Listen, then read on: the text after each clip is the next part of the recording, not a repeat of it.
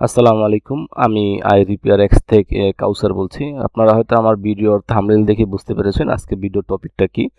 তো আজকে আমি আপনাদেরকে দেখাবো যে একটি ফোল্ডারের আইকন কিভাবে চেঞ্জ করতে হয়। তো এখন আমরা দেখতে পাচ্ছি এখানে এসপি ফ্লাশ টুল একটি নামে ফোল্ডার আছে। এই ফোল্ডারে আমরা রাইট সাইডে ক্লিক করব, শো মোর অপশনস।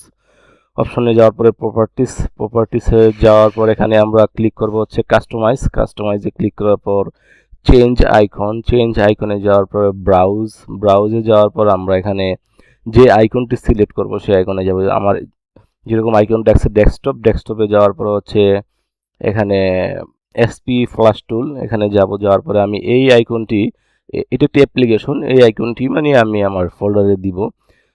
এই সফটওয়্যারের যে আইকনটি আছে সেটি আপনি চাইলে আদার্স কোনো আইকনও ব্যবহার করতে পারেন। তো এখানে আমি ডাবল ক্লিক করার পরে দেখতে পাচ্ছি যে এখানে সেই আইকনটি আসার পর এখানে ওকেতে ক্লিক করব। দেন হচ্ছে এখানে অ্যাপ্লাই, আর ওকেতে ক্লিক করার আগে দেখবেন যে এখানে যে শুধু ফোল্ডার আইকন আছে। যদি ওকেতে ক্লিক করার পরে দেখতে পাচ্ছি যে এখানে ফোল্ডারের যে আইকনটি আছে এটি চেঞ্জ হয়ে গেছে।